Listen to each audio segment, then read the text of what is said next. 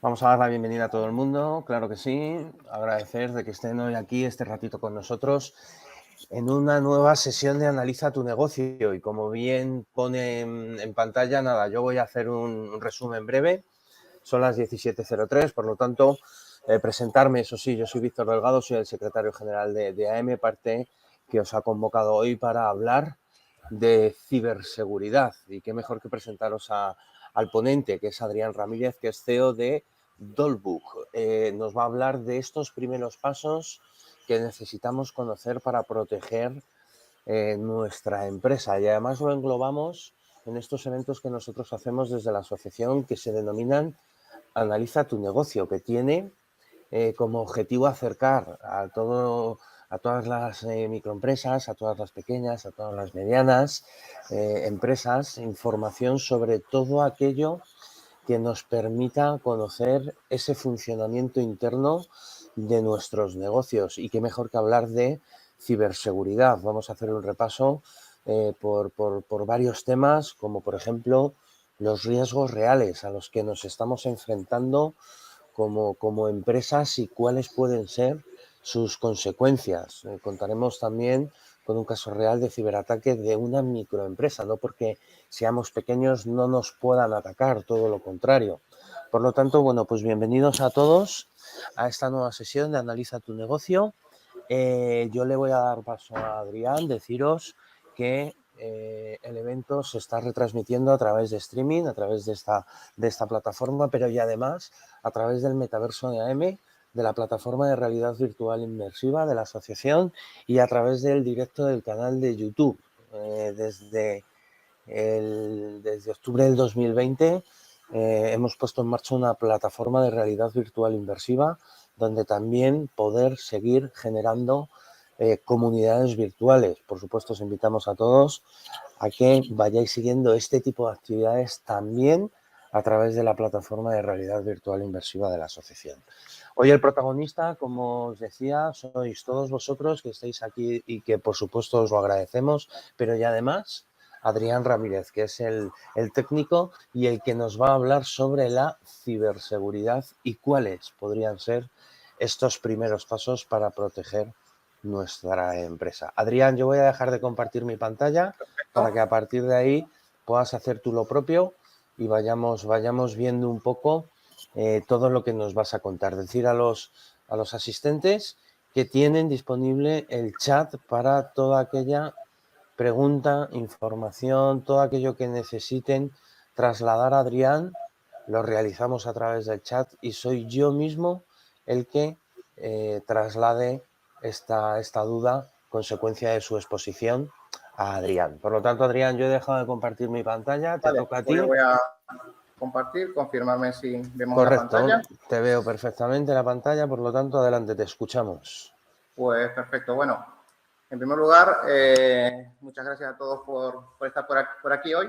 Vamos a hablar un poco, como bien adelantó Víctor, de temas de ciberseguridad. Intentar explicarle tanto a la pequeña, mediana o gran empresa el concepto de ciberseguridad. Nosotros, porque estamos metidos en faena, vivimos con esto diariamente y tenemos quizás el concepto muy claro. Pero sí que hemos detectado que en las pequeñas empresas, sobre todo, no se sabe muy bien qué es ciberseguridad. A diario recibimos bombardeos de ofertas comerciales que hablan de ciberseguridad, pero no tenemos claro qué significa ese concepto de ciberseguridad. Bueno, pues antes indicar que este soy yo, estos son un poco mis skills y también esta charla en concreto la voy a dar compartida con Fernando, que él es un especialista en la parte de análisis de log, temas de pentesting, y le voy a dejar el área de los frameworks para que los pueda desarrollar de la mejor forma, que básicamente es lo que él hace, lo que está especializado. Bueno, vamos a ir directamente ya sin más presentaciones a lo que nos interesa a todos, ¿no? El concepto de ciberseguridad. Es una pregunta que nos hemos hecho. Es una palabra que no hay periódico o prensa que se pueda comprar y no venga esa palabra dentro de sus páginas en el día de hoy, porque es una cosa que está encima de la mesa, ¿no? Y aquellas empresas clásicas que ofrecen servicios de mantenimiento informático, pues también están implementando la palabra de ciberseguridad. Pero bueno, ¿qué es la ciberseguridad? Yo no sé y espero que el audio se pueda escuchar. En caso de que no se escuche, siempre tenemos un plan B. Ciberseguridad es cuidar la información propia o de terceros. Las personas que trabajan en ciberseguridad se concentran en proteger la información que se maneja en dispositivos electrónicos, computadoras, redes, teléfonos, etc.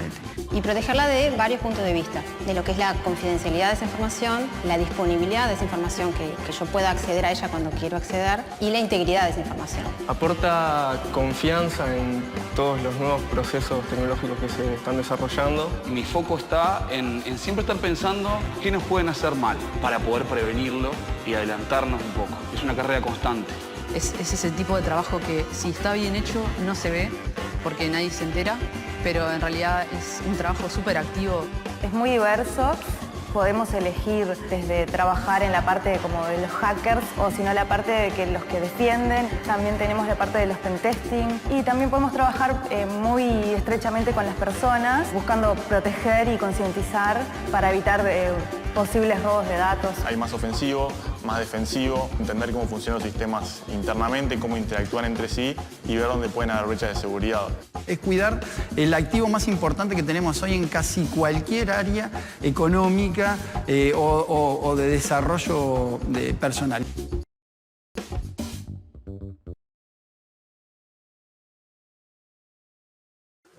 Bueno, pues como podéis ver, es una definición que intentó AGESIC con cierta razón decir, bueno, podemos ver qué es esto de la ciberseguridad. Y habéis visto que nadie define ciberseguridad con las mismas palabras. No hay un consenso. Para algunos es el tema de pentesting, por otros hacking ético, por otros puede ser un antivirus, por otros son una serie de compliance, una serie de, digamos, de normativas internacionales que se puede seguir. Y al final, ¿qué es la parte qué es la ciberseguridad? Así que como no nos quedó claro, después de buscar, pues decidimos preguntarle a la RAI, que por lo general suele tener todas las definiciones, ¿no? Y le preguntamos un poco por la ciberseguridad y le dice que la palabra ciberseguridad no está en el diccionario. Ups, vale. Pues estamos todos hablando de ciberseguridad y ni siquiera está definida, ¿no? Entonces buscamos un poquito una definición más próxima de lo que es ciberseguridad y nos encontramos con la definición de acuerdo a ISACA, que ISACA es el Information System Audit and Control Association de Monterrey, que es una referencia a nivel de ciberseguridad, y al final ellos terminan definiendo lo que es ciberseguridad como sistemas de información. De hecho, dice protección de los activos de información a través del tratamiento de amenazas que ponen en riesgo la información que es procesada, almacenada y transportada por los sistemas de información que se encuentran interconectados. Si bien lo podemos leer muy rápidamente y nos parece que es un trabalengua, desmenuzando un poquito lo que dice, básicamente es proteger una serie de elementos, sea información, bases de datos, contraseñas, a través de un tratamiento correcto, una gestión de lo que son las amenazas, sea la amenaza puede ser un riesgo de incendio, un intento de intrusión por parte de un cibercriminal, ¿vale? Un robo, todo eso es una amenaza a esa información que ponen en riesgo la información, la información que estamos gestionando. Tener en cuenta que en la época que nos toca vivir, la información digital es uno de los valores más importantes que tienen las empresas. Las estrategias desde la empresa, por ejemplo, desde ofertas, presentación de presupuestos, presentación de licitaciones públicas, estrategia en los precios, acuerdos especiales con determinados clientes, todo eso forma parte de lo que se considera una información sensible de la empresa. Incluso el listado de clientes es una información sensible. Entonces, cuando hablamos de ciberseguridad, pues estamos hablando un poco de los recursos, las medidas que podemos digamos, podemos interponer para proteger o minimizar de alguna manera esas amenazas, ¿vale? Que tengan esos activos digitales que como activos digitales podemos entender desde el ordenador, un teléfono móvil, una base de datos, un contrato impreso que debería ser confidencial, un acuerdo comercial, etcétera, etcétera. Entonces, a nivel internacional está la ISO 27001, es una normativa, un estándar, que define el activo de información como los conocimientos o datos que tienen valor para una organización. Por eso comentaba antes, puede ser una estrategia comercial, una base de datos de clientes. En la asociación, por ejemplo, de AM puede ser todo listado de usuarios que le conforman, todos los asociados, todos los acuerdos que hay. Todo eso se considera un activo de información que hay que proteger, ¿no? Y bueno, todas las empresas tenemos información.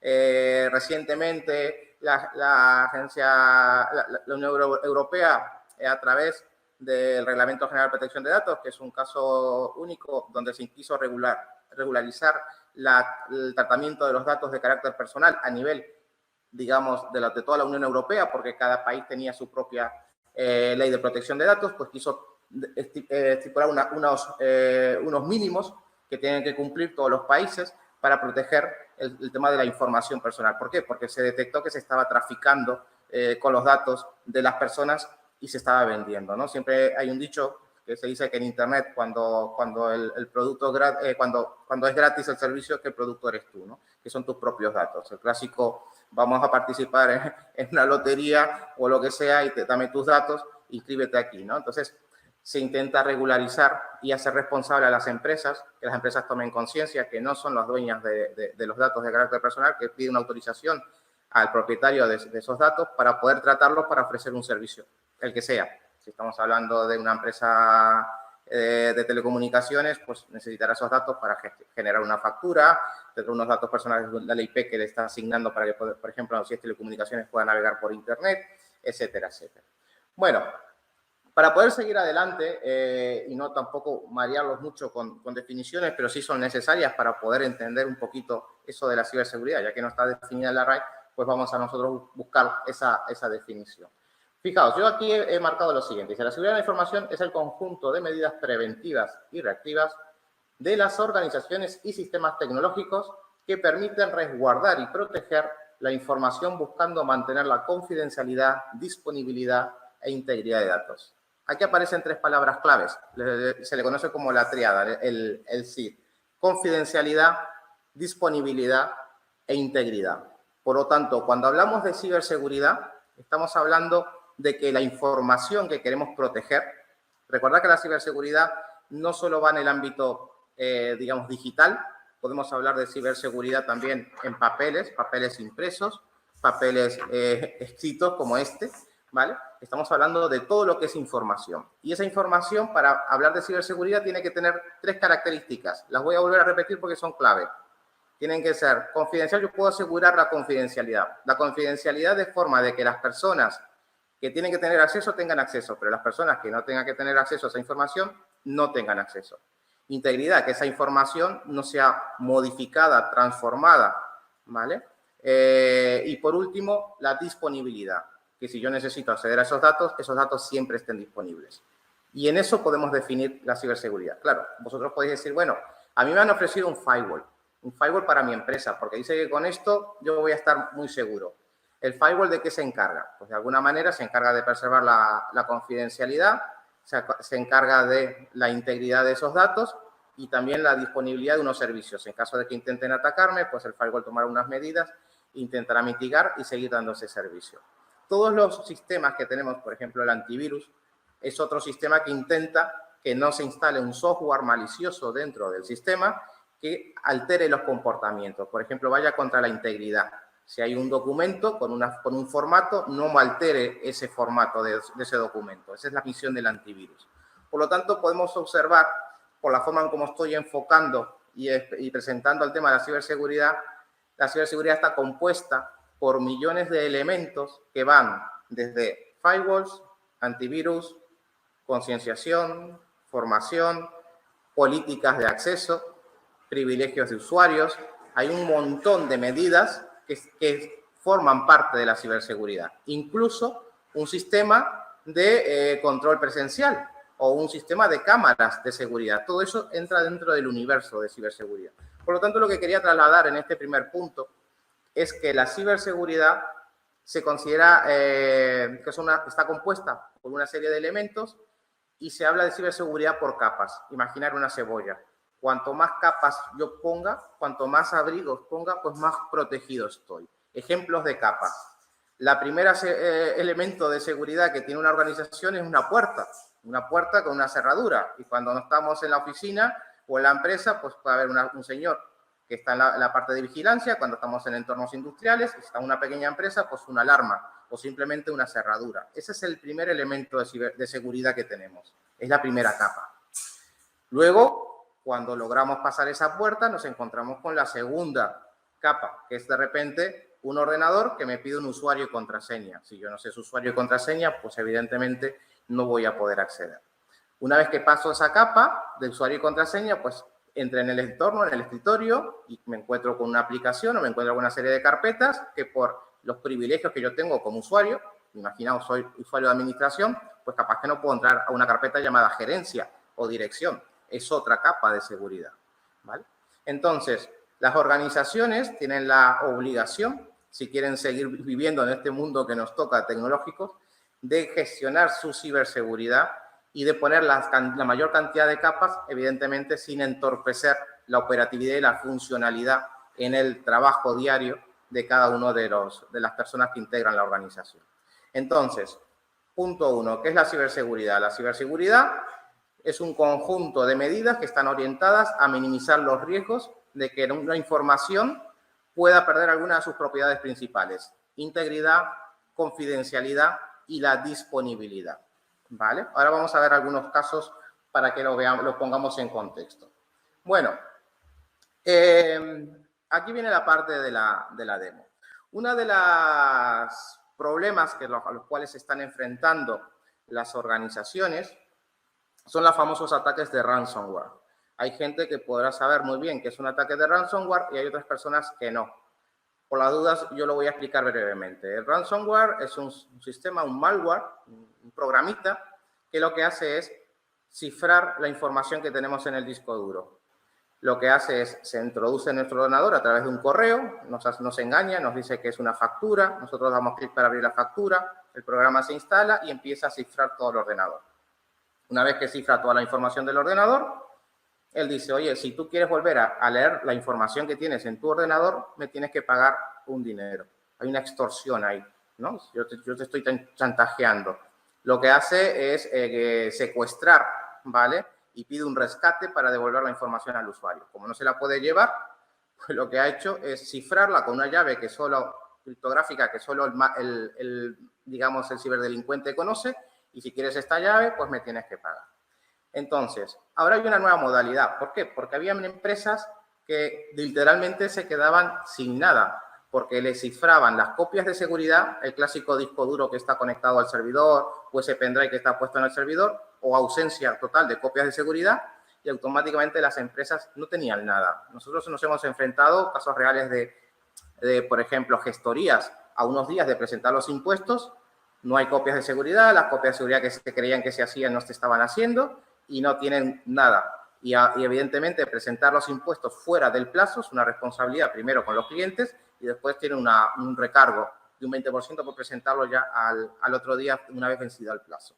Entonces se encuentran en la tesitura de que, aunque se le recomiende desde INCIBE y los expertos recomendamos no pagar un rescate, porque es lo que estamos haciendo, si se paga el rescate es potenciar justamente este tipo de negocio, pues se ven en que tienen que pagar.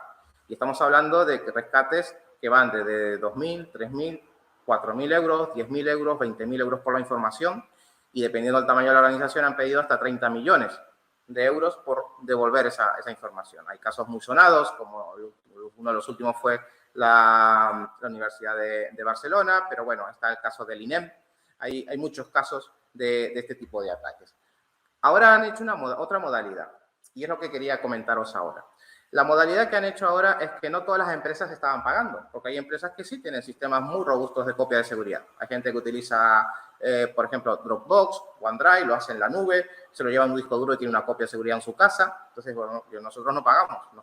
Nos paraliza la empresa, tenemos un impacto de 24 o 48 horas hasta que pongamos todo esto a funcionar. Habrá que formatear servidores, habrá que volver a reinstalar, pero tenemos una copia de seguridad, tenemos los datos, que es lo más importante. Es ahí, en esos momentos, cuando las empresas toman conciencia de lo que valen esos datos, de lo que valen esas carpetas viejas que teníamos, que apenas entrábamos, y el valor que tienen, ¿no? Cuando nos lo quitan. Bien, hay empresas que lo tenían y que no pagaban. Entonces, los cibercriminales le dieron una vuelta de tuerca. Dijeron, vamos a ver, Si yo soy capaz, mediante un engaño de ingeniería social, mandar un correo electrónico a una persona, hacerle creer que es un documento bueno, suplanto la identidad de un proveedor y le digo a esa persona, oye, descárgate este archivo porque necesitamos leerlo o es una factura que no podemos leer, mírala y a ver si está bien, y esa persona pica e infecta el ordenador, ellos son capaces de instalar un programa que cifra. Pero si son capaces de instalar un programa que cifra, también son capaces de instalar un programa que espíe el ordenador, que abra un puerto y que se lleve información. Entonces le han dado una vuelta de tuerca y han dicho lo siguiente. Bien, yo soy capaz de cifrarte el ordenador, pero también soy capaz de llevarme la información de tu ordenador. Y es lo que han hecho. Entonces ahora hay una doble extorsión. Yo te cifro el ordenador y también me llevo tu información. Tú me pagas. Y si no me pagas, porque tienes tus copias de seguridad, me parece genial. Pero me vas a tener que pagar para que yo no haga pública la información de tu empresa.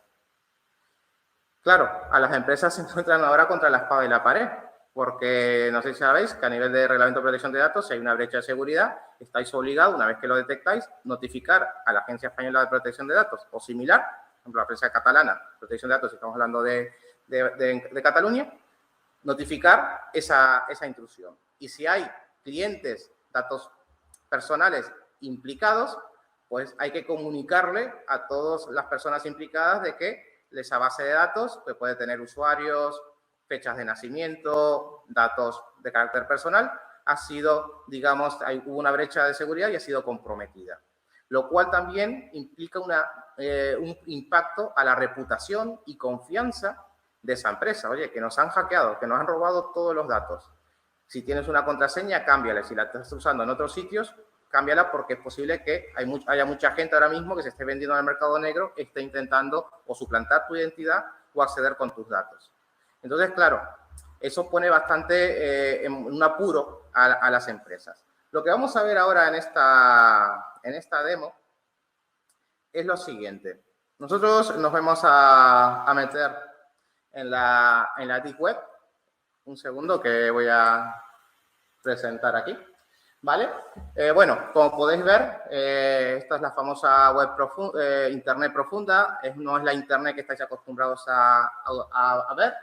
Veis que la dirección es una dirección especial, no es el HTTP, www y un dominio. Los dominios en Onion llevan 64 caracteres y terminan en .onion.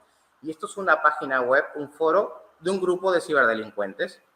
Ellos tienen su audiencia y aquí tenemos, por ejemplo, información de empresas de todo el mundo que han sido comprometidas. Me dan los datos de la empresa, me dicen que han exfiltrado, la palabra exfiltración es un término militar que habla de extracción de datos del exterior, o sea, han robado datos por un total de 150 gigas de información de esta empresa, ¿vale? Si picáis aquí, yo creo que os puede llevar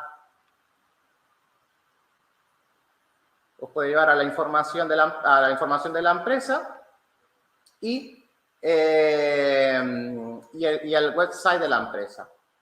En algunos casos de las páginas de los distintos piratas informáticos, podéis acceder a la información.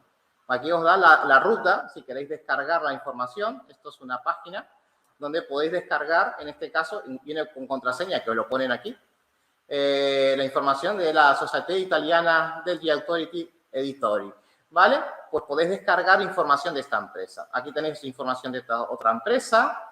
GardenWorks también tenéis información de esto. AFG Canadá también. En fin, aquí hay miles de empresas que han sido asaltadas de esta manera, han sido comprometidas y les han robado y expuesto de forma pública la información. ¿Vale? Esto es muy cambiante. Hay muchísimas páginas de cibercriminales. Nosotros también hemos puesto algunas. Ahora que está de moda el tema del COVID, pues fijaos, aquí es otro negocio. Venden por $100 un listado de personas vacunadas. Esto es una base de datos que se ha robado de España, de un centro médico de vacunación, ¿vale? Aquí te dicen el hospital, una base de datos de un hospital, y están vendiendo nombres, apellidos, nombres de doctores, de vacunados con el COVID. Aquí tenéis en el BTC, es el término que se denomina para los bitcoins. Es un monedero de bitcoins. Vosotros tenéis que mandar un correo, mandar el equivalente a $100 en bitcoins, y ellos automáticamente os remiten la base de datos de, digamos, de las personas que han sido vacunadas. Bueno, aquí tenéis más páginas de empresas que han sido hackeadas y que, evidentemente, en muchas de ellas podéis acceder y está la información para descargar. No, yo creo que no, bien, fijaos, aquí tenéis los enlaces de grupos de 500 y son 4,74 gigas de la empresa Grupo Atlantic, ¿vale? Y ya les digo, podéis ir navegando y hay una serie de empresas. Cada grupo de cibercriminales tiene digamos, tiene su propia página, y hay algunos que dan opción de descargar todo, hay otras que dan opción de descargar un poco, pero en general están casi todas las empresas. Esta es una curiosa, todos los días la van actualizando, es un grupo muy activo. Fijaos, si aquí tenemos 1, 2, 3, 4, 5, 6, 7, 8, 9 por 70, ¿vale? Hay 70 páginas, ¿vale? Con cada una con 9 empresas, estamos hablando casi de 700 y pico de empresas hackeadas, en donde podéis ir viendo, aquí incluso aparecía universidades, ayuntamientos españoles, en donde podéis ir viendo la información que han obtenido de estas empresas, ¿no? Incluso tienen un contador de visitas de los curiosos que se han acercado para ver esto. Voy a ver si podemos simplemente visualizar alguna al azar.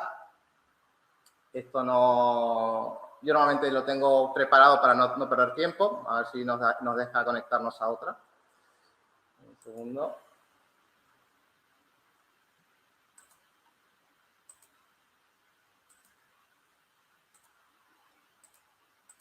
Bueno, parece que he roto el invento. A ver si carga. Vamos a esperar a que está en la 66. Vamos a la 65, a ver si lo carga. Bueno, en resumen, como podéis ver, estas bandas son peligrosas, aprovechan descuidos de usuarios y lo que hacen es luego ponerlos contra la espada y la pared en referencia a esa tesitura, ¿no? Entonces, imaginaros vosotros ese escenario y tenéis que ver ahora mismo cómo estáis haciendo las copias de seguridad, si tenéis copias de seguridad offline de vuestra organización y qué tendríais que hacer si pasa esto, ¿vale? Entonces, si ahora mismo no tenéis copia de seguridad, en la nube, pues lo primero que tenéis que hacer es, evidentemente, ver...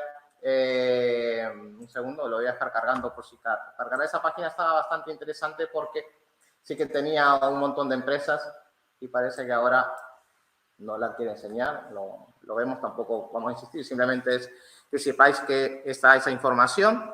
Nosotros tenemos un sistema de vigilancia donde buscamos y estamos continuamente controlando que clientes nuestros no sean víctimas de este tipo de fraudes, pero sí fue importante aprovechar esta demo para hacer una valoración personal a nivel de organización y decir, bueno, pues nosotros realmente estamos en peligro o no estamos en peligro, ¿vale?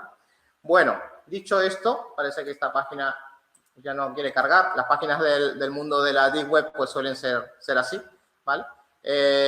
No quiero nombrar empresas, pero sí habían empresas españolas y muy conocidas. Empresas de ropa, empresas inmobiliarias, gestorías, ¿vale? Tampoco la idea es hacer sangre y mostrar aquí información, ¿no? Pero a veces es la forma en cómo tomamos más conciencia del riesgo, ¿no? No nos gustaría ver fichas, facturas nuestras, presupuestos de clientes que estén ahí, que estén en Internet y al alcance de cualquier curioso, ¿no? Bueno, entonces estamos hablando de amenazas. ¿Cómo definimos una amenaza? Se puede definir como todo elemento o acción capaz de atentar contra la seguridad de la información. El riesgo básicamente va en función de la probabilidad. Podemos hablar, la definición de riesgo más directa es probabilidad de que algo pase por el impacto si pasa. Es un porcentaje, ¿no? Entonces podemos hablar de que hay un riesgo muy alto si hay una probabilidad muy alta. Es decir, si yo pongo una Wi-Fi y la dejo sin contraseña, ¿qué probabilidad tengo de que alguien se conecte a la Wi-Fi sin contraseña? Pues posiblemente en los días que estamos muy alta. Y si esa Wi-Fi está conectada a la red corporativa, ¿qué impacto puede tener en la seguridad de la organización? Pues puede ser fundamental, porque es equivalente a que venga una persona con un portátil que no sabemos las intenciones que tiene y pueda trastear en toda nuestra red. Entonces, una Wi-Fi con una contraseña, sin contraseña, una Wi-Fi abierta, es un riesgo muy alto para la organización, ¿vale? Eso, ¿por qué? Porque es una probabilidad alta de que pase con un impacto fatal para la organización. Ese es el riesgo, ¿no? Y bueno, ahí quería compartir, en octubre salió desde el Ministerio del Interior, salieron unas estadísticas bastante interesantes sobre cibercrimen, que yo las comparto simplemente para que tengáis conciencia de estos son los casos denunciados, pero esto es como en COVID. Cuando nos dicen que hay tantos afectados por COVID, pues hay unos cuantos que ni siquiera lo denuncian, que se quedan en su casa y ni siquiera lo reportan. Esto pasa lo mismo. Hay un montón de afectados, de ciberestafas, de varios tipos de delitos. Ahí tenéis la categorización de acceso a interceptación ilícita, amenazas y coacciones contra el honor, contra la propiedad, delitos sexuales, falsificación informática, etcétera, etcétera. Y fijaos cómo ha ido subiendo. En 2016 teníamos 92.716 casos reportados y en 2020 estamos en los 287.000. Para 2021, 2022, los de 2021 todavía no han salido. Para 2022 posiblemente estemos encima de los 350.000 casos denunciados, ¿no? Y después, si queréis, a nivel ya de curiosidad, voy a comentar dos cosas de aquí, que bueno, que no vienen. Venía aquí las provincias, no encuentro ahora el esquema, pero sí os adelanto lo siguiente. Las ciudades más afectadas es Madrid y Barcelona, ¿vale? Y por otro, hay otro dato bastante importante, que de esos 287.963 casos, tan solo el 14% de esas denuncias logran esclarecerse. Por lo tanto, hay un mundo de intrusiones, de delitos, de cibercriminales, que evidentemente no quedan sin resolver, quedan impunes. Hay por ahí una pregunta, ¿no? Eso es, Adrián. Nos dice Amaya que cómo podemos saber si alguien se ha metido en nuestro ordenador y nos está espiándonos. ¿Hay alguna manera de conocer cómo podemos saberlo? Bien, esa pregunta la intentaremos contestar un poquito más adelante, pero sí hay maneras. No solo en los ordenadores, también en los dispositivos móviles. Es otra de las preguntas que siempre ocurren. Vale, hay muchas formas de espiar las comunicaciones en un ordenador. Uno de los sistemas es mediante un keylog, que puede ser físico. Podemos hablar de intrusiones a nivel interna de la organización, donde un usuario puede utilizar un pequeño dispositivo USB, ponerlo en el ordenador, no se ve en la torre, nadie cuando entra a trabajar se pone a ver qué es lo que tiene atrás la torre, y todo lo que se escribe automáticamente por teclado queda registrado y luego la persona malintencionada evidentemente puede leer lo que se escribe por teclado. Por lo tanto, si yo pongo adrian@dolbo.net y luego pongo, que voy a poner a lo siguiente, la contraseña. Por lo tanto, cuando ven un correo y luego ven algo que suena a una contraseña, pues están obteniendo la contraseña. Eso es una forma. La otra forma es hacerlo un keylog mediante un sistema, digamos, de software, un programa que se instale. Entonces, ¿cómo lo sé? Pues tengo que ver los programas que he instalado o que se han instalado. El problema de esto es que muchas veces cuando instalamos una aplicación no somos conscientes si se instala algo por detrás. O cuando entramos a una página web tampoco sabemos si se está instalando algo por detrás.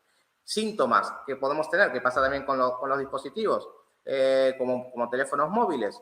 Pues los primeros síntomas es que el ordenador empieza a ir lento, empieza a experimentar una lentitud, que, por ejemplo, la tarjeta de red, cuando no debería de haber actividad, hay una luz que está parpadeando continuamente, como que está enviando datos, ¿vale? Y, por lo general, la forma de detectarlo es justamente analizando los procesos internos. En ese caso, tiene que ser una persona cualificada con conocimiento para conocer los procesos de Windows e identificar qué proceso es un proceso externo o extraño, ¿vale? Entonces, lamentablemente la respuesta no es una respuesta de, fíjate aquí, hay que analizar. Yo soy perito informático forense y dentro de las especialidades de los forenses es justamente analizar dispositivos. El análisis de un dispositivo, cuando hay una sospecha real, conlleva un análisis en profundidad de todo, básicamente se abre entero el ordenador y se mira todo el software que tiene instalado, todos los procesos que tiene funcionando, y os voy a comentar y os voy a compartir, ya que viene al caso, una herramienta. No estaba dentro de la charla, pero os lo comento. Yo utilizo esta herramienta, no os asustéis por el nombre. Voy a ir quitando esto mientras se abre la herramienta. Esto que está aquí, ¿vale? Esta herramienta se llama Process Hacker, ¿vale? Y a nosotros nos ayuda para saber los procesos que está corriendo en tiempo real el ordenador, ¿vale? Si yo pongo el ratón, pues me dice que tengo Chrome, que tengo una aplicación llamada Bitrix y me da, fijaos, me da la ubicación. Entonces, claro, hay por ejemplo, nombres que el Explorer.exe no suele ser algo de Windows, pero hay nombres que no nos suenan, entonces tendríamos que investigar esos nombres. Yo tengo TeamViewer sé lo que es, tengo un Avast, que es el antivirus, sé lo que es, ¿vale? Y otra cosa que yo utilizo mucho, fijaos, en la pestaña de arriba hay una opción que dice Network y me dice ahora mismo, a tiempo real, las conexiones que yo tengo hacia Internet. Si yo tengo un programa espía, ese programa espía en algún momento tendrá que sacar la información.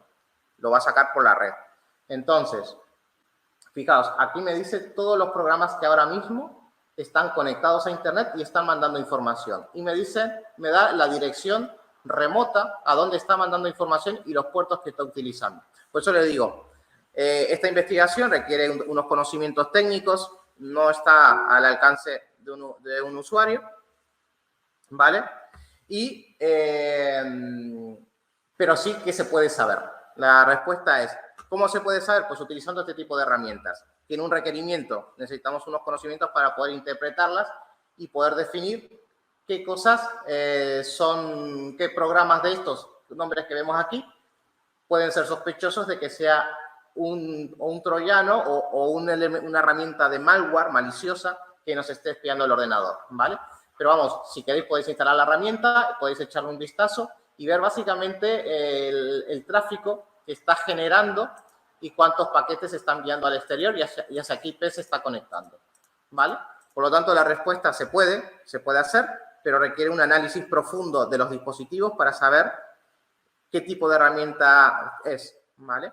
O sea que lamento no poder decirte, usa este programa, usa esto y con esto lo vas a saber de inmediato. Ahí hay una habilidad en los atacantes de hacer las herramientas un poco, digamos, irreconocibles. Bueno, no me quiero extender mucho más. Quiero ir a la parte de las estafas más conocidas. No sé si conocéis la estafa BEC. BEC son unas iniciales, que es del Business Email Compromise, ¿vale? ¿Y en qué consiste? Es otro vector de ataque que tenemos las organizaciones. Vosotros tenéis un correo electrónico y estáis, por ejemplo, tenéis un comercial, tenéis a alguien que está, un directivo que se está moviendo, que va a una ciudad, que va a otra, que para en un hotel, que se conecta a la wifi del hotel. Son sitios, cafeterías, wifi de hotel, estaciones de autobús, estaciones de tren, aeropuertos. Son sitios idóneos donde compartimos la conexión wifi y nos pueden robar las contraseñas, ¿vale? Porque estamos con el mismo medio, estamos en la misma wifi y no sabemos si hay alguien que puede intentar engañarnos, ¿no? Otro vector de ataque es la posibilidad de falsificar. Si tú utilizas mi router wifi para definir las direcciones donde vas, sabéis que las direcciones, por ejemplo, de Gmail, que tenéis cuenta en Gmail, gmail.com, hay una IP, ¿no? Entonces hay un router que hace de traductor y cuando yo pongo gmail.com me manda una IP determinada, ¿no? Si yo los uno a mi wifi gratuito, soy el dueño del router y cuando vosotros escribáis gmail.com o Outlook o Office 365 para ver vuestro correo, yo os mando a un clon de la página. Y cuando vais al clon y ponéis vuestras credenciales, yo me quedo con vuestras credenciales y les digo error y los mando realmente a la buena, ¿vale? Vosotros volvéis a escribir y volvéis a entrar. Entonces, cuidado con ese tipo de cosas. Cuando compartís o unís a una wifi que no es de confianza, os exponéis a que haya personas maliciosas que os quieran captar la contraseña. Cuando logran robar la contraseña de vuestro correo, ¿vale? Y ahí va una recomendación que ya ahora os la digo y ya contesto la pregunta de Maya. Cuando escribís vuestros correos y os roban la contraseña, pues ya automáticamente los malos os están leyendo el correo. Y lo leen todos los días. Quizás lo lean más veces que vosotros y con más atención que vosotros. Nosotros normalmente vamos corriendo, leemos los correos en diagonal y ahora leo la pregunta de Maya y comento lo que quería comentar. Vale, sí. Ese es exactamente, Amaya, la factura del proveedor hackeada, ¿no? Ahora te explico la parte de la responsabilidad desde el punto de vista de perito, porque he llevado varios casos de ese estilo. La estafa del SEO o de la estafa del tipo BEC es que una vez que se compromete el correo electrónico, se lee la correspondencia, ¿no? Y muchas veces, evidentemente, las empresas estamos haciendo transacciones continuamente, estamos negociando presupuestos, tenemos trabajos que hemos hecho, reclamamos facturas para que nos paguen, ese es el día a día. Cuando roban la contraseña de un directivo que tiene que aprobar pagos o de un comercial que está mandando facturas, los malos ven el momento justo cuando se va a hacer una operación en donde cuando le mandan la factura al proveedor, yo he visto correos donde dicen, mira, esta factura, número tal, correspondiente a este servicio, con número de pedido tal, no la pagues al número de cuenta de siempre porque están haciendo una auditoría de cuenta. Por favor, págala en este nuevo número. Yo recibo ese correo, voy a pagar, digo, bueno, lo pagamos a este número de cuenta. Claro, pasan los días, el proveedor me reclama la factura y digo, no, si yo te lo he pagado, me dijiste que no te lo pagara al número de cuenta de siempre, me dijiste que me lo pagara este. Y ahora tenemos un problema, porque el proveedor dice que a él no le has pagado y tú dices que sí le has pagado. Evidentemente, hay una interferencia, alguien malo se metió en medio, modificó las cosas y hizo pagar a alguien a un número de cuenta que no tenía que pagar. Ahora, ¿de quién es la responsabilidad? Había un problema de seguridad de la empresa, vamos a usar cliente-proveedor, ¿vale? Del proveedor que ha permitido que un malo se meta en las comunicaciones y haciendo un abuso de confianza, suplantando la identidad de uno de los comerciales, le dice a su cliente que le paguen un número de cuenta nuevo, o es un problema del cliente y responsabilidad del cliente que pague mal. Evidentemente, los primeros en lavarse las manos en este caso son los bancos. Los bancos, si hacéis la denuncia, intentan frenar el ingreso, ¿no?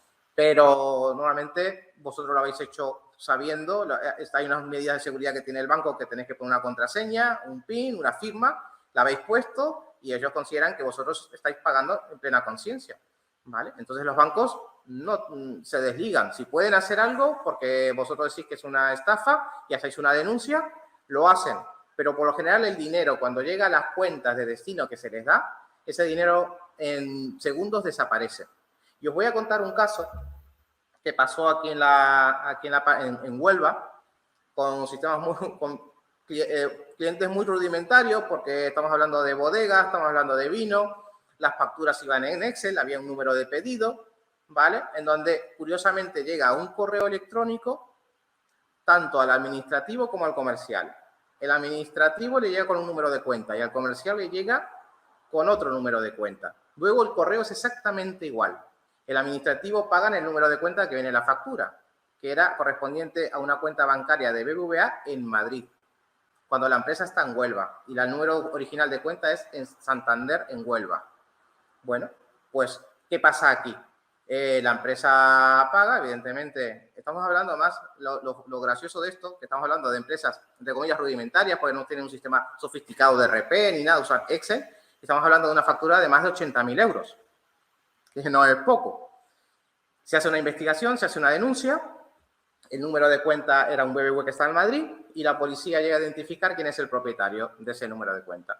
El propietario de ese número de cuenta es una persona con antecedentes penales que vive en Sevilla, evidentemente insolvente. Ahora imagina, ponemos una situación, estamos en un juicio, se le llama a esta persona a declarar y esta persona dice, sí, era un número de cuenta mío, un día me encontré 80.000 euros, pues los saqué, me los gasté y ya está. ¿Qué delito he cometido? Yo tengo un número de cuenta, me llegó un dinero, no me voy a poner a preguntar a ver de quién es ese dinero y me lo he gastado. ¿Qué podéis hacer contra eso? Imaginaos ahora situaciones donde los números, cuando son operaciones, digamos, internacionales y donde estamos hablando de una importación y se gira un dinero a China o se gira un dinero a Estados Unidos o a Alemania. Pues la dificultad es de que estamos hablando de otros países, de que Interpol tiene que intervenir y tenemos que estar negociando para que nos dé por tema de protección de datos de otros países una serie de datos, hace que eso se dilate en el tiempo y esos casos sean imposibles de resolver. Contestando una pregunta, ¿de quién es la responsabilidad? Eso se hace un juicio, se hace una investigación por parte de las dos partes o de una de las dos partes, la que esté en conflicto, y evidentemente se intentará demostrar que hay una negligencia por parte de una de las empresas de que no ha tomado las medidas de seguridad adecuadas y que ha sido fruto lo que ha originado el engaño. Pero eso al final lo termina decidiendo un juez y no está claro de quién es, digamos, la responsabilidad. No hace mucho se denunció en el Ayuntamiento de Sevilla un caso de pago de la iluminación navideña de 2020, en donde la factura ascendió a 954.000 euros, creo que era. Estamos hablando cerca de 1 millón de euros que pagaron las arcas públicas de Sevilla a unos ciberdelincuentes. Claro, el proveedor no cobró, pero el Ayuntamiento de Sevilla sí pagó. Eso está ahora en manos, está en una investigación policial y está en veremos, ¿no? Este tipo de casos, lamentablemente, son mucho más frecuentes de lo que vosotros pensáis. A nosotros nos estaban llamando en torno a 1 o 2 llamadas semanales con este tipo de fraudes. Por eso es importante detectarlo. Bueno, pero ahora que conocemos este tipo de fraude, vamos a ver cómo podemos evitarlo. Y aquí hay un problema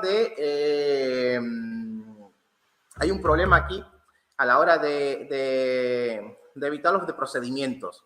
Lo que hacen los ciberdelincuentes es aprovechan vulnerabilidades o procedimientos internos que tiene la organización. Nosotros, por ejemplo, a la hora de pagar facturas, pedimos un certificado bancario de titularidad. Y es lo que deberían de hacer ya todas las empresas.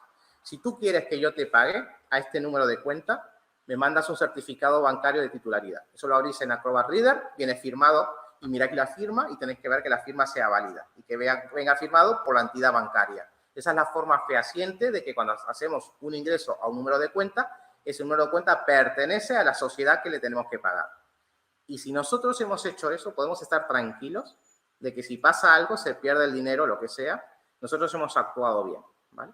Entonces, un poco cuando tú preguntas qué pasa con la parte de la legalidad de la ciberseguridad, pues las empresas, y eso va a terminar siendo legislado tarde o temprano, las empresas van a estar obligadas a cumplir unos requisitos mínimos de ciberseguridad y tendría que estar validado por empresas que se dediquen a la ciberseguridad, como por ejemplo temas de los PRL, las empresas tienen que pasar por eso, las empresas tienen que tener un certificado de protección de datos, pues también en su momento yo creo que eso llegará, las empresas tendrán que tener un certificado de que tiene unas medidas mínimas de ciberseguridad para evitar este tipo de situaciones. Bueno, no me quiero extender porque al final a Fernando no lo voy a dejar hablar.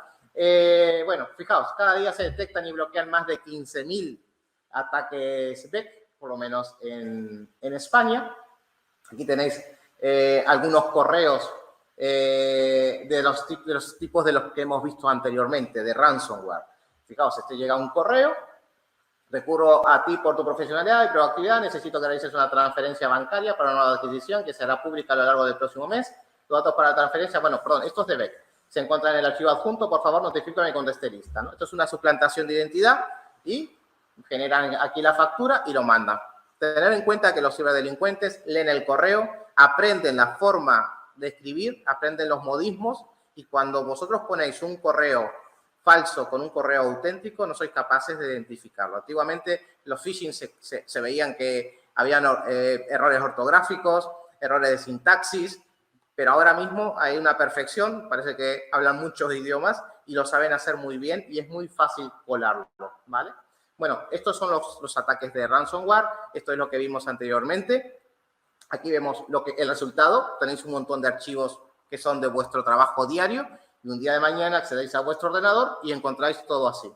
Todos los archivos que en blanco porque no tienen formato y están todos con un cartel, un documento de texto que dice que, bueno, que han sido cifrados, que tienes que pagar un rescate si quieres volver a ver los archivos y si no, pues ya está. Tienes los archivos cifrados y ya está. Esto es una catástrofe. Esto es una catástrofe. Todos los días las empresas están recibiendo ataques de este tipo a montones, ¿vale? Fijaos, aquí viene con un código personal, viene un teléfono de contacto, y al final te decían, bueno, que tengas buena suerte, tengas un buen día, pero si no nos pagas, pues no te vamos a devolver los archivos, ¿no? Bueno, esto es un esquema de cómo funciona un tipo de ataque de ransomware, donde podéis ver aquí, lo voy a explicar brevemente, se accede a la organización a través de redes y servidores. Lo que se hace primero es que se infecta, luego pasa a la etapa donde el cibercriminal se informa de la empresa y por último hay una exfiltración, ¿vale?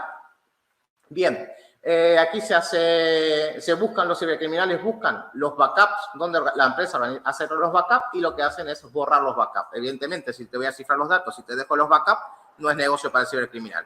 Miro cómo funciona tu organización, veo dónde hace los backups y me encargo ya de, lo primero, borrarte los backups, ¿vale? Y después hay una tercera etapa, por eso decía la doble extorsión de una exfiltración. Lo que hago es llevarme los datos de tu empresa, de tu organización y los guardo. Y luego los subiré a un blog y los dejaré libres o cobraré, dependiendo de la información, el valor que tenga esa información, para que la gente se los descargue.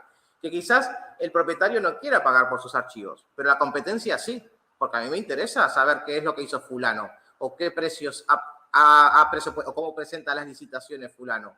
Y si hay unos cibercriminales que lo tienen en un blog y lo cobran, y eso es todo anónimo, pues nadie se va a enterar que yo gasto $200, $300 y me descargo toda la información de mi competencia y me es barata, ¿vale? Entonces, tenemos que cuidar. Puede ser que diga, bueno, yo no tengo nada que ocultar. Pues sí, tienes mucho que ocultar. Luego, tu organización tiene mucho que ocultar.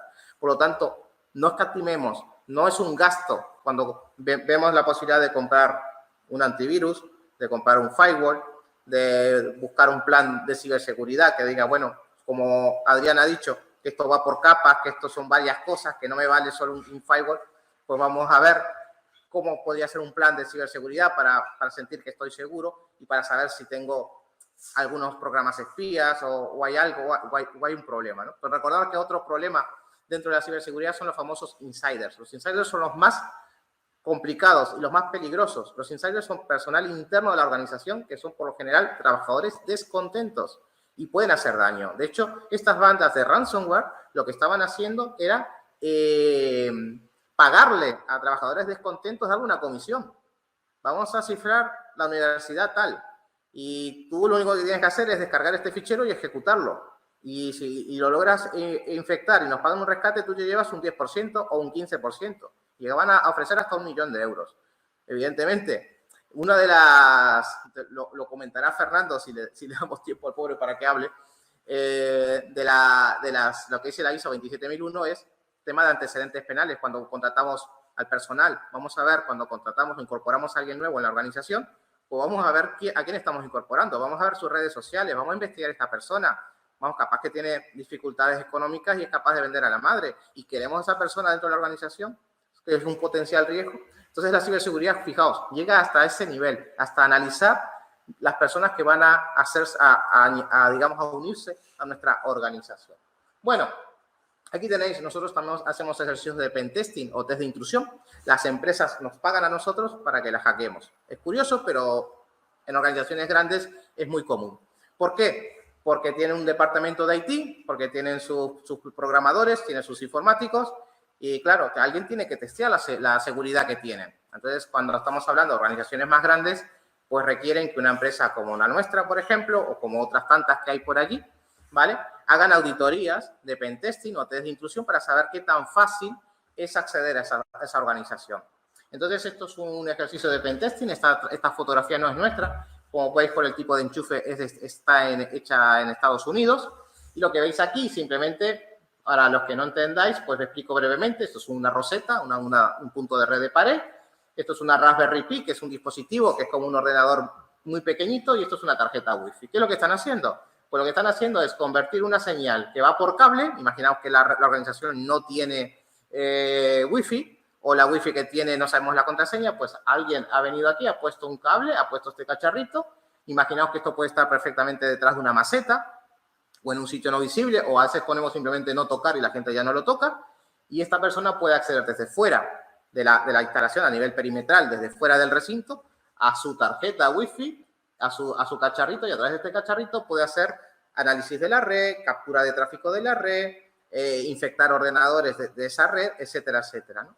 Y simplemente este descuido, porque este punto está accesible y cualquiera que llegue lo pone, ¿no? Hay una página web donde se llama Exposed, de sitios expuestos, y si vosotros vais a un hospital, Hacienda, Seguridad Social y cualquier empresa, ¿quién no ha visto rosetas de red en la pared que están abiertas?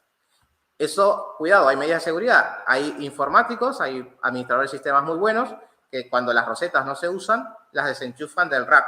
Y entonces esas rosetas se le llaman puntos muertos porque tú conectas algo y no funciona. Pero hay otros que eso no lo hacen. Y tú conectas cualquier dispositivo a la pared y automáticamente estás en la red corporativa.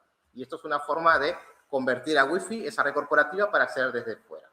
Bueno, nosotros recomendamos, ya para terminar de darle paso a Fernando, a nivel de las organizaciones, medir el nivel de ciberseguridad de la organización. Digo, pues mira, después de esta charla de Adrián, pues yo estoy preocupado por la ciberseguridad de mi empresa, porque yo no sé si soy seguro, si somos seguros o no, porque nosotros no nos dedicamos a esto, nuestro rubro, nuestro sector es otro, puede ser desde la medicina, farmacéutico, industrial, no es nuestro negocio la parte informática y no tenemos ni idea qué tan seguros somos. Capaz que hackearnos a nosotros es muy sencillo. Entonces, hay una forma, una auditoría de hacer un checklist en donde podemos ver y valorar la madurez que tiene la organización a nivel de ciberseguridad. Es decir, qué tan fácil es que me puedan hackear, ¿vale?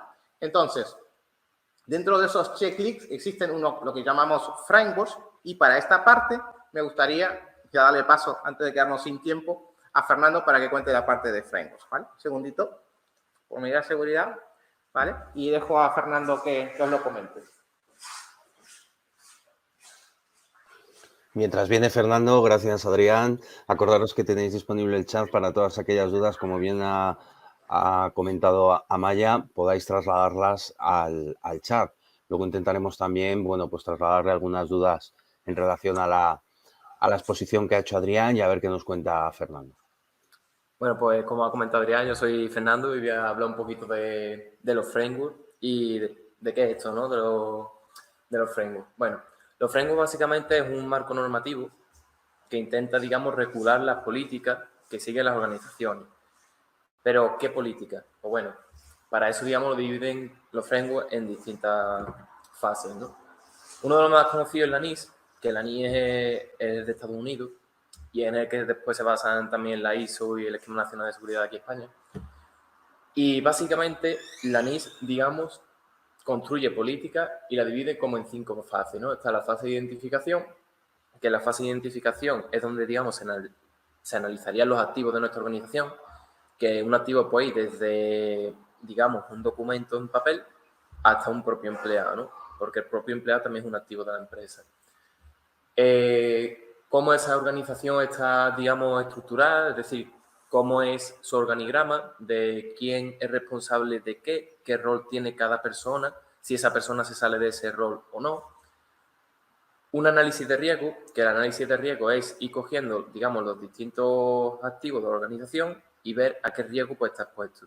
Y una vez que vemos qué riesgo está expuesto, pues hacemos, digamos, un plan de contramedida, ¿no? Que es para intentar mitigar esos riesgos, de alguna forma, ¿no? Después está la fase de protección, ¿no? La fase de protección entra un poco lo que comentó Adrián, de que cuando nosotros vamos a una empresa, lo primero que miramos es qué control de acceso tiene esa empresa. Es decir, lo lógico es que haya, por ejemplo, alguien en la puerta supervisando quién entra y sale, sobre todo de zonas que deberían estar restringidas, ¿no? Por ejemplo, de un CPD. Pues eso también lo valoramos en el mundo de la ciberseguridad y es importante porque, por ejemplo, si nosotros como auditores vamos a una empresa, a una organización a hacerle un pentesting y entramos y a lo mejor detectamos que tiene control de acceso, pero no nos registran, que ya nos ha pasado, que había a lo mejor una persona, nos ha dado paso con la persona que habíamos quedado, pero en ningún momento cogió el registro de fecha y hora, de nombre y apellido, de quién había entrado a esa empresa desde fuera, pues obviamente eso es un problema, porque tú cómo aseguras a esa empresa que esa persona que ha dicho que te va a hacer un pentesting no es alguien bueno, ¿no? Entonces, siempre es bueno prevenirse y tener, digamos, todos los registros máximo posible. para después, a la hora de cuando ocurra un incidente, digamos, podamos de alguna forma justificar e investigar cómo sucedió el ataque, cómo podemos mitigar ese ataque y cómo podemos, digamos, reducir futuros riesgos. Seguridad de la información. Bueno, esto tiene que estar un poco más relacionado con que los usuarios tengan, que la empresa, digamos, tenga una política de contraseña definida. Normalmente pocas empresas lo hacen, pero básicamente la idea es que las contraseñas no se pasen por los correos, ¿no? Es decir, cuando tú das de alta a un usuario, que no envíes esa contraseña de ese usuario, por ejemplo, en claro por correo, porque alguien se podría poner en medio de esa comunicación, interceptar mensajes y como no va cifrado, pues ya, digamos, tiene esa contraseña. Otra política de la contraseña que recomienda tanto la NIS como la ISO 27001 como el Esquema Nacional de Seguridad, porque como digo, cada uno se basa en el anterior, pues es que, digamos, la empresa defina una rotación de contraseña. Es decir, por ejemplo, pues cada mes se genera una nueva contraseña aleatoria que cambie, o que sea el usuario el encargado de cambiar esa contraseña, que tenga un mínimo de caracteres, que incluya número, mayúscula, minúscula. Es decir, cuanto mayor sea la protección de la contraseña, mejor. Después, en esta parte también está la parte de mantenimiento, de etiquetación de equipos. Es decir, por ejemplo, que cojamos e identifiquemos los equipos pues con una etiqueta que sea, digamos, significativa, ¿no? Por ejemplo, si estamos en la zona de recursos humanos, pues PC1, recursos humanos y a lo mejor la fecha que vino. Que haya también una política con proveedores, ¿no? Eso, sobre todo, esto también en la parte de protección y casi que también un poco la detección, pero la relación con proveedores es importante en el sentido de que si tú no tienes un acuerdo de confidencialidad con ese proveedor, el proveedor no está obligado a salvaguardar esa información. Después está la fase de detección, ¿no? En la fase de detección, lo que se intenta es que haya políticas que nos permitan pues detectar y monitorizar la red, que ahora veremos, y esto tiene un poco que ver con la pregunta que hizo antes Amaya, y es cómo la empresa tiene definido que hay que, digamos, cómo la empresa puede detectar que alguien ha entrado en la red y cómo puede la empresa detectar que algo no va bien, ¿no? Después está la fase de respuesta, que la fase de respuesta es, oye, mira, yo defino una política en la que si pasa algo, pues cómo actuamos ante esa incidencia, ¿no? Es lo que se conoce como un plan de respuesta. Pues eso está definido, eso sí, unos procedimientos que debería conocer toda la organización, porque en el mundo de la ciberseguridad es súper importante que la organización esté concienciada y formada, que eso ya lo explicará Adri más para adelante, y que, digamos, ser consciente de sus propias políticas. Y por último, en la fase de recuperación, entra un poco, oye, hemos hecho backups de los servidores, es decir, nos han atacado, nos han tirado los servidores abajo, tenemos backups con los que podemos recuperarlos, es decir, tenemos definido una política que tenga en cuenta el plan de recuperación. Y también tiene que estar un poco relacionado con las comunicaciones. Bueno, pues siguiendo un poquito para adelante, aquí está la ISO 27001, que es casi prima hermana de la ISO de la NIST, pero la ISO, digamos, define o engloba todas las fases anteriores solo en 4, ¿no? En planificar, hacer, verificar y actualizar, ¿no? En la fase de planificación, digamos, entraría lo relacionado al análisis de riesgo, a definición de organigrama, a definición del alcance, a establecer, digamos, políticas de seguridad que deben conocer todos los empleados. En la fase de hacer está ahí implantar el plan de gestión, el sistema de gestión, asignar recursos, concienciar y formar. En la parte de verificar es la parte que coincide con la parte de monitorización y análisis y monitoreo de la red, definida en la NIST. Y en la parte de actualización, pues están las acciones correctivas o los planes de, digamos, continuidad, de recuperación, que también hemos visto antes en la NIST. El Esquema Nacional de Seguridad, que sobre todo para, digamos, entidades públicas, pues está basado también en la ISO 27001 y tiene, digamos, también sus procedimientos y sus formas de seguir o de definir esas políticas, ¿no? Lo bueno que tiene el Esquema Nacional de Seguridad es que cuenta con unas guías desarrolladas por el CNCC, que son las CCNSTIC, y esas guías, digamos, te ayudan a implementar ese sistema, ¿no? Bueno, este framework, esto es para que veáis que no solo existen, digamos, los frameworks conocidos de que las empresas normalmente certifican, sino que otras empresas también, digamos, tienen su propio framework, ¿no? Sus propias maneras, ¿no? de de que esa empresa o de garantizar que esa empresa siga unas políticas y unos procedimientos seguros. Por ejemplo, esto de aquí define como 433 preguntas de controles para empresas pequeñas, 541 para empresas medianas. Y nosotros, pues también, digamos, contamos con nuestro propio framework, ¿no? Bueno, auditando. ¿Qué es lo que auditamos? O sea, cuando nosotros hacemos una auditoría, ¿qué estamos verificando, no? Pues bueno, si estamos hablando, por ejemplo, de un pentesting, que pentesting hay 3 tipos, está el de caja negra, que ahí nosotros no sabemos nada, es como si fuéramos atacantes desde fuera, y después también está el de caja blanca, que es que ahí nos dais toda la información.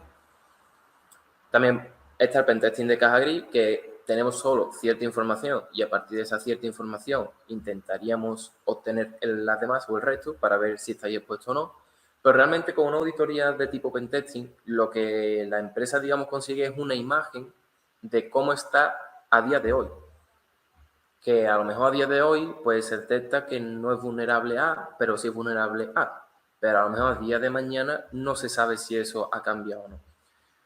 Entonces, es bueno para, digamos, concienciar o tener una idea del nivel de seguridad de nuestra organización, pero es importante, sobre todo, que las empresas sigan frameworks de los que hemos visto, porque con esos frameworks, digamos que la empresa garantiza que siga unas políticas que le permiten mitigar y reducir riesgos a que cuando reciban una amenaza, pues, digamos, sea capaz de desenvolverse y que el daño que reciben sea siempre mínimo. Entonces, ¿qué consigo haciendo una auditoría? Pues bueno, si es de tipo pentesting, hemos visto que lo que conseguimos básicamente es detectar vulnerabilidades a las que está expuesta la empresa, que después se emitiría un informe y la empresa debería corregir. Pero eso, digamos, es una imagen, como he dicho, a día de fecha de la auditoría. A día de mañana no se sabe. ¿Es bueno hacerlo, por tanto? Sí, es bueno hacerlo porque así se corrigen, digamos, los errores hasta el día de hoy. Pero vuelven a, digamos, a hincar pie en que es importante, digamos, tener esas políticas por detrás. ¿Qué tipo de auditoría puedo hacer? Pues bueno, como he comentado, está la de caja blanca, la de caja negra, también podemos auditar Wi-Fi, podemos hacer auditorías de hardware, como hemos visto antes con Adrián, que conectaba, digamos, un dispositivo a la roseta y convertía una red corporativa interna en una red Wi-Fi pública. Mi empresa es pequeña. ¿Razones por las que debería hacer una auditoría? Pues bueno, las razones por las que debes hacer una auditoría la podemos resumir en que es necesario que la empresa tome conciencia del nivel de ciberseguridad que tiene a día de hoy y qué medidas debería tomar para minimizar y mitigar los riesgos a los que está expuesto. ¿Eso en qué le incluye a la empresa? Pues bueno, eso incluye que si con la auditoría detecta las vulnerabilidades que está expuesta tu empresa, pues obviamente tienes, digamos, después que tomar unas decisiones que hacer con ese informe. ¿Cuáles serían esas decisiones? Pues lo lógico sería corregir esas vulnerabilidades para que a la larga el coste de sufrir un ciberataque sea mínimo. Mi empresa es pequeña. Razones por las que debería hacer una auditoría. Bueno, esto es uno de los mayores errores que creo que tienen algunas empresas, y es que ellos consideran que por ser empresas pequeñas no van a estar expuestos a un ataque, ¿no? Yo siempre digo que si no quieres sufrir un ataque, lo mejor que puedes hacer es desconectar el ordenador del enchufe, ¿no? Tirarlo.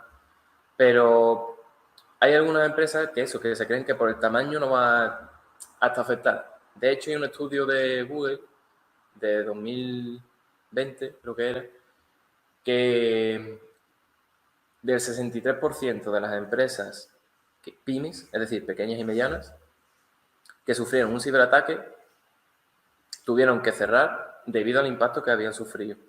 Entonces, yo creo que es importante que todas las empresas, independientemente del tamaño, tomen conciencia de que tienen que tener esas políticas para, digamos, aumentar su nivel de ciberseguridad.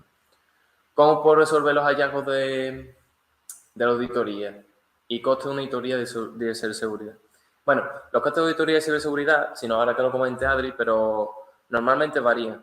¿Varían de qué varían? Pues varían del tamaño de la empresa, de los equipos que estamos auditando, de la información que, digamos, queramos acceder, del alcance. Importante, ¿vale? En una auditoría siempre definir el alcance.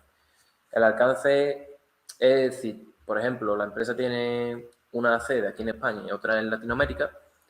Pues en el alcance se define a qué oficina o a qué empresa queremos, digamos, auditar. Pues si, por ejemplo, en el alcance solo definimos la empresa de España y nosotros vamos y auditamos la de Latinoamérica, eso a nivel legal a nosotros nos afectaría.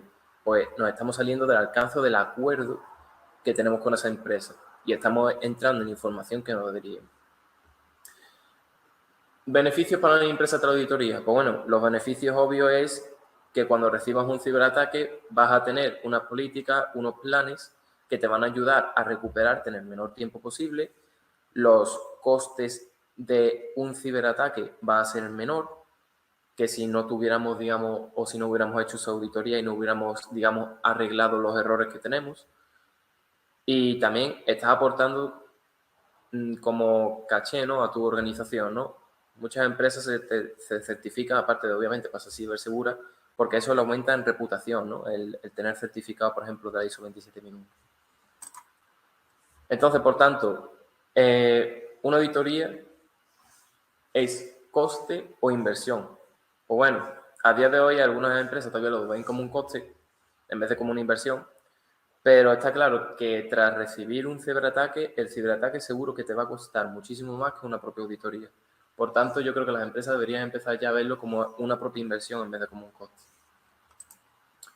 ¿El perfil que debe tener un auditor? Pues bueno, que tenga experiencia de al menos 2 años en el mundillo, que siga las directrices de la ISO 19011, que es para los sistemas de gestión, que tenga experiencia con otras normativas y certificados, ¿no?, como el OCCP, el CISP, etcétera, y que acredite, por supuesto, que está certificado en la norma o en el framework que está auditando, ¿vale? Si, por ejemplo, estamos auditando la ISO 27001, pues que tenga, digamos, certificación de auditor líder de 27001.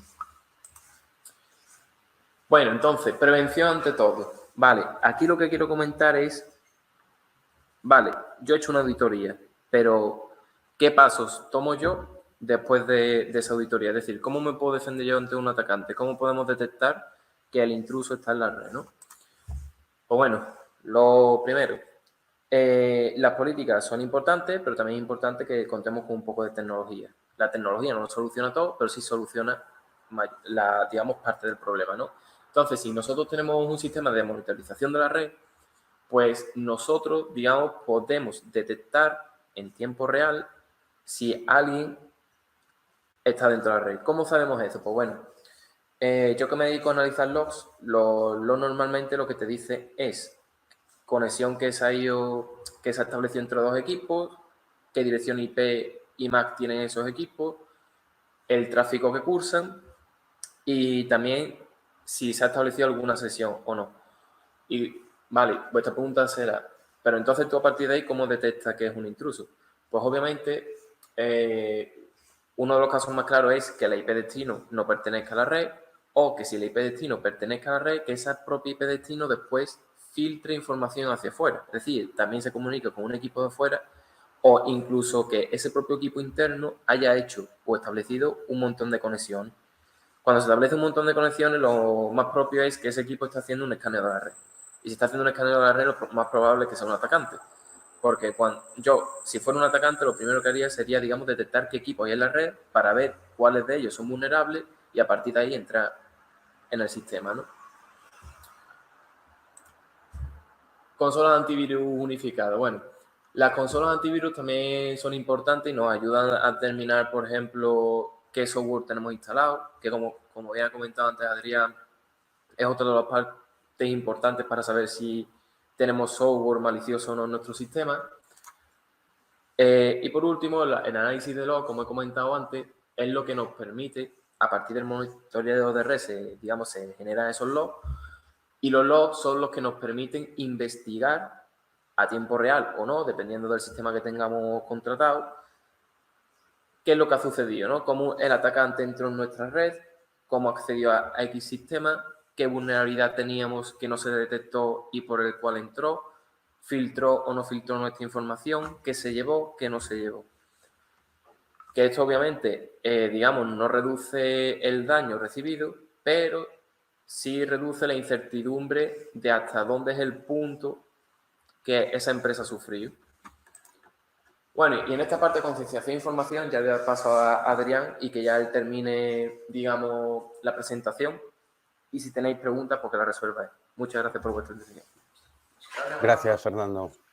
Bueno, pues no nos queremos extender mucho más. Simplemente comentaros, como ha comentado Fernando, un framework no es más que un marco internacional donde ya está más que probado, las empresas ya lo tienen más que comprobado y dice, mira, si quieres tener ciberseguridad, pues tienes que tener esto, esto y esto, ¿vale? Es ese checklist que mostramos al principio.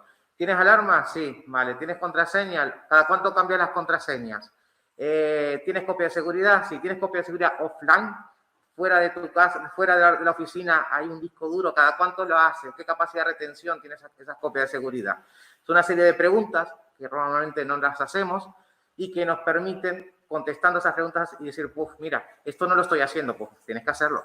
Esto tampoco lo estoy haciendo, pues tengo que hacerlo, ¿vale? Cuando se hace ese checklist, evidentemente, y se completa, esa auditoría da que es conforme, y una vez que está conforme, pues sabemos también, de alguna forma, acreditar que esa entidad está, digamos, apta. Podemos usar, yo uso mucho la analogía de la ITV y el coche. Tenemos un coche, no sabemos si ese coche es seguro o no para circular, lo llevamos a una ITV y le hacen un checklist, una comprobación, le miden el aceite, el nivel de desgaste de las ruedas, el nivel de las pastillas de freno, etcétera, etcétera, y dicen, pues este coche está apto para circular. Exactamente lo mismo pasa con el mundo de las empresas y la ciberseguridad. Las empresas hoy por hoy, independientemente del tamaño que tengan, tienen que tener un sistema de protección en ciberseguridad. Y para eso tenemos de referencia unos marcos, digamos, unos frameworks, unos marcos que están realizados con conocimiento y puestos a prueba en miles de empresas anteriormente. Dentro de lo que vienen los marcos, si hablemos de ISO 27001, ahora que está de moda a nivel español en la administración pública, Esquema Nacional de Seguridad, encontramos algo importante que para mí es fundamental. Concienciación y formación. De nada sirve que yo tenga el mejor antivirus, de nada sirve que yo tenga el mejor firewall, si luego yo tengo una persona que cuando recibe un correo que se ve a la legua de que es un phishing, cliquea y pone sus datos y su usuario y contraseña. ¿Vale? Entonces necesitamos formar. Y cuando hablamos de formar, hablamos del nivel directivo más alto de la organización hasta la persona con el cargo más insignificante en cuanto a responsabilidades, no a la persona, evidentemente. Todas las personas para mí son importantes dentro de la organización. ¿Vale? Entonces, tenemos que concienciar a toda la organización. Mi organización tiene 5 personas.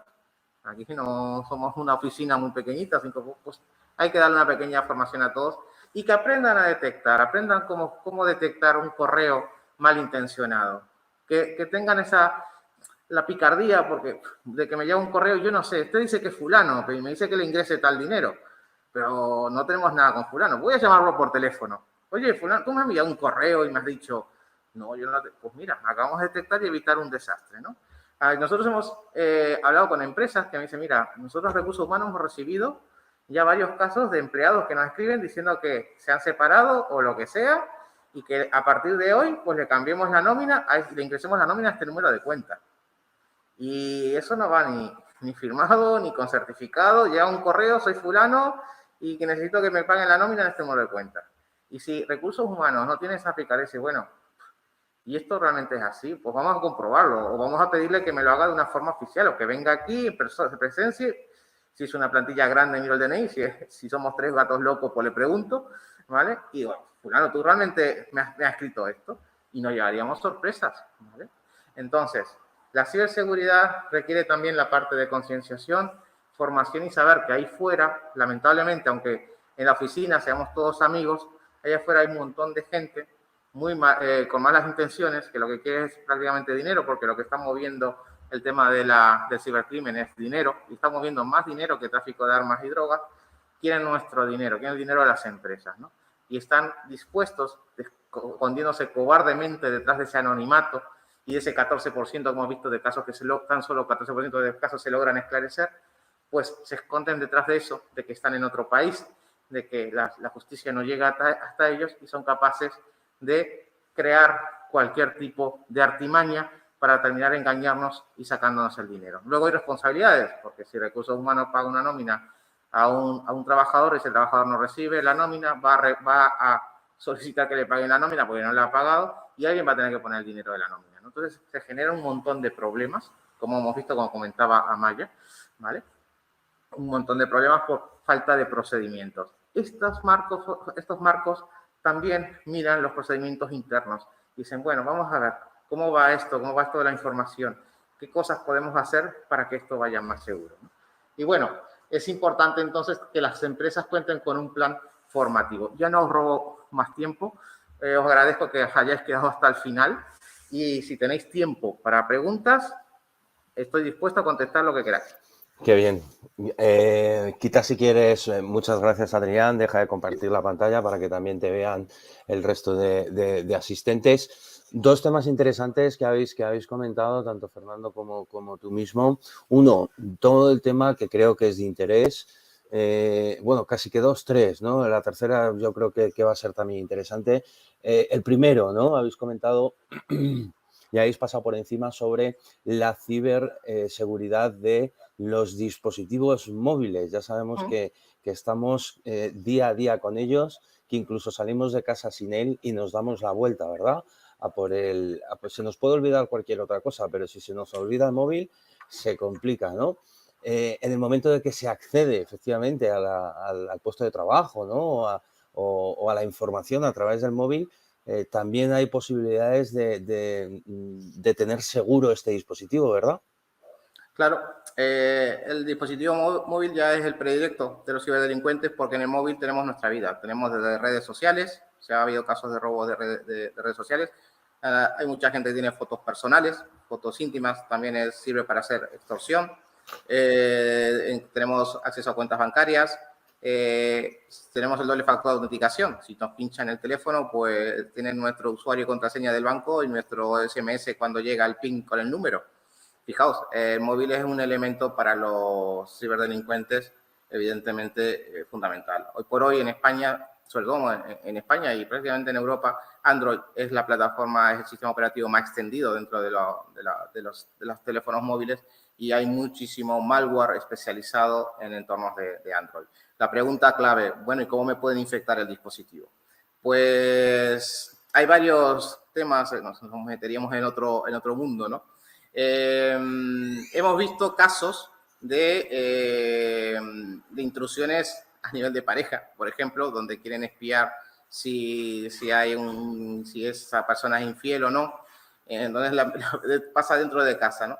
Pero para los casos más lejanos se realiza normalmente mediante la instalación de programas espías mediante enlaces. Me puede llegar un SMS, una oferta de Mercadona para que me descargue un cupón o lo que sea, y cuando yo me descargo ese software, ese cupón, posible cupón, pues ahí va metido un malware que infecta el teléfono, abre una puerta trasera en el teléfono y empieza a enviar datos, ¿no? Formas de detectarlo, pues mucha gente dice, pues se calienta la batería o gastas mucho tráfico de red.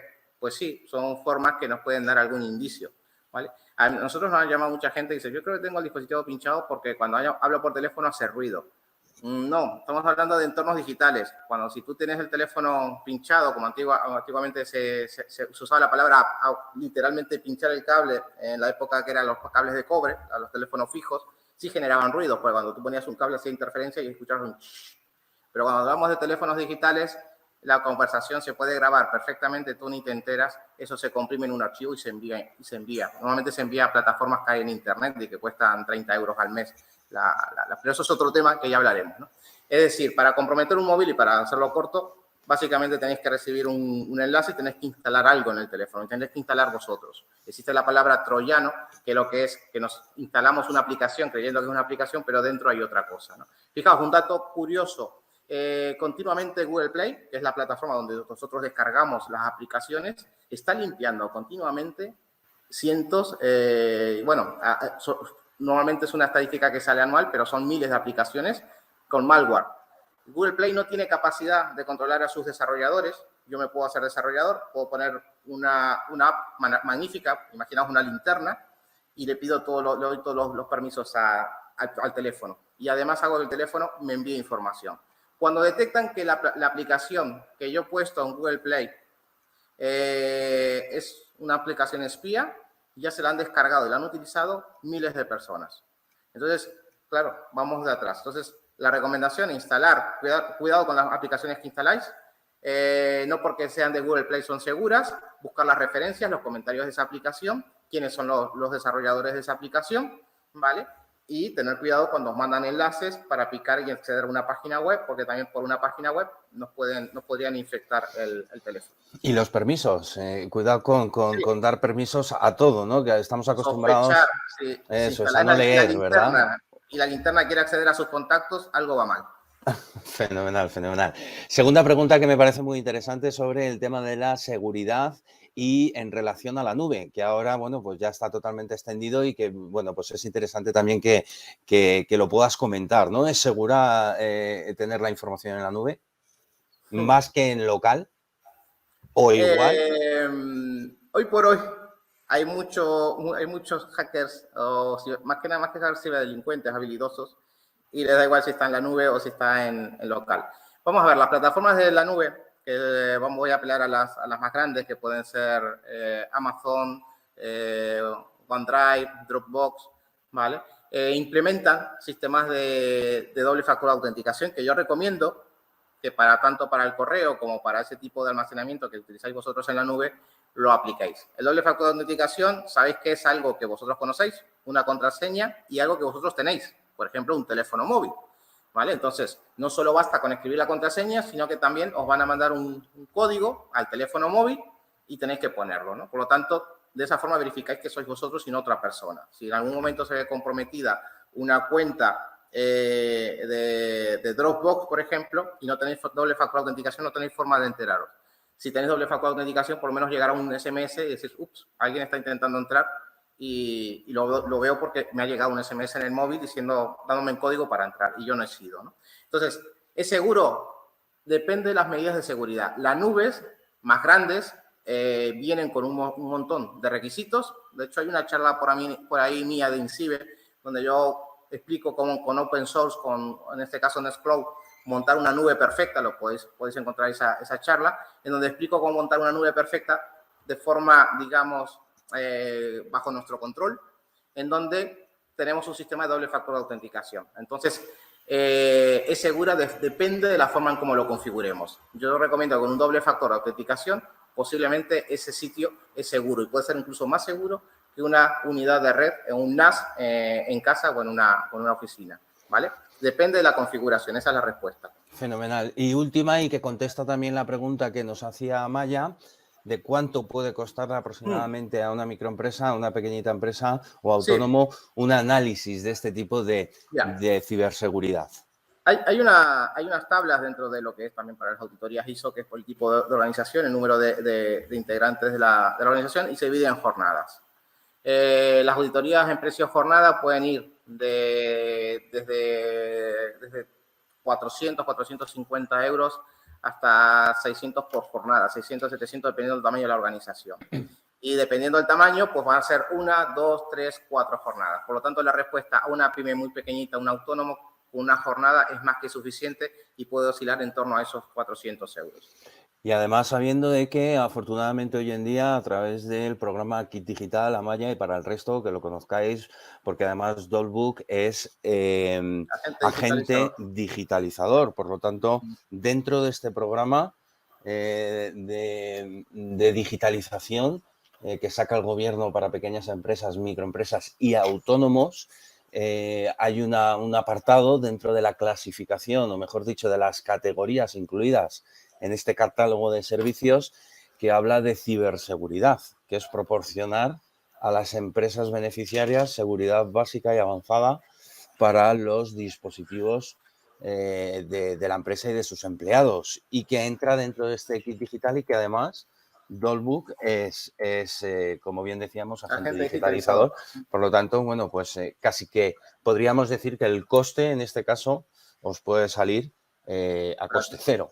Gratis, ¿vale? Por lo tanto, una oportunidad también desde la asociación, sí deciros que estamos aglutinando a través de un grupo de trabajo a todos estos agentes digitalizadores que forman parte de la organización para que todas aquellas dudas que puedan ir saliendo a consecuencia de las actividades que venimos desarrollando día a día, pues efectivamente podamos dar solución, ¿no? Oye, que yo necesito, Amaya, necesito un programa o un desarrollo de ciberseguridad, pum, Adrián, Dolbook, Amaya accede como empresa que necesita digitalizarse, accede a Dolbook, que estará en la base de datos y en la plataforma Acelera Pyme con sus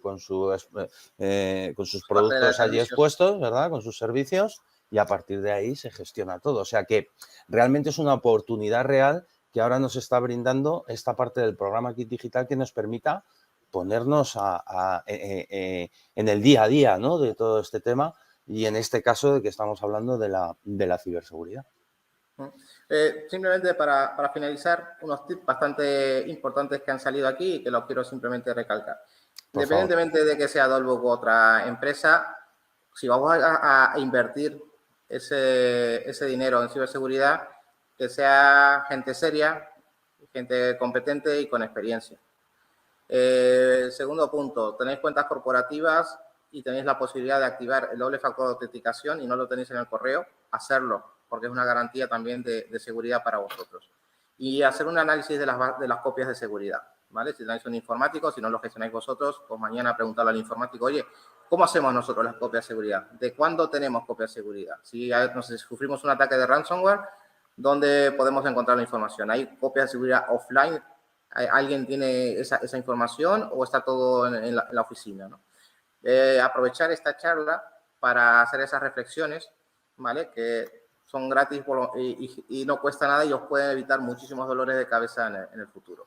Totalmente. Además, bueno, como lo tenemos grabado porque se ha emitido a través del directo de YouTube del canal de la asociación, también os mandaremos, por supuesto, el enlace para que lo tengáis en vuestra biblioteca y todas aquellas dudas que os surjan, consecuencia un poco también del día a día, podáis echar mano. Al final, el objetivo es real, ¿no? El de, bueno, pues asistir a este tipo de iniciativas y de actividades, que nos quedemos con 3, 4 cosas, ¿no? Como bien ha dicho en el resumen Adrián, pero y que luego podamos acceder en el día a día, ¿no? Porque no vamos a poder retener, ¿no? toda la información, pero sí que tengamos ahí en previsión y que para eso nos lo facilita YouTube, ¿verdad? Una lista, un check-in donde, bueno, pues todas aquellas iniciativas a las que hemos podido ir asistiendo, que las tengamos ahí en nuestra lista y que podamos ir accediendo en función del desarrollo, ¿no? Que vayamos, como decía, día a día, ¿no? Trabajando en ello. Fenomenal e importante, lo decías tú anteriormente cuando nos enseñabas las empresas que se han hackeado, importante, las claves. 1, 2, 3, 4 es muy mala clave. Que lo he visto por ahí, ¿verdad? En una de las empresas. Eso lo ponen los malos para que la gente que se descargue la información tampoco tenga mucho problema. Vale, pero vale, bueno, pero todavía formas, se da el caso, los ¿no? malos Todavía. también hacen... esto da para otra charla, pero bueno. Hay por ahí unas investigaciones que hemos hecho nosotros de atacando a los malos. Y los malos son malos, pero malos de verdad también a la hora de proteger ellos su ciberseguridad. Claro que sí, claro que sí. Eso da para otra charla y bastante curiosa, por cierto. Oye, en casa de herrero, cuchillo de palo. Fenomenal, Adrián. Fernando, ha sido un placer teneros aquí con nosotros en el día de hoy. Por supuesto, a todos los que han estado aquí con nosotros hasta las 6:30 de la tarde, ya pasan de 35. Nada, simplemente agradecer. La charla ha sido muy, muy constructiva. Yo me llevo muchos temas interesantes que aplicar. Espero que el resto de asistentes igual. Y que, como siempre digo a la finalización de estos eventos, que nos vemos en el siguiente. Muchas gracias a todos. Gracias. Muchas gracias.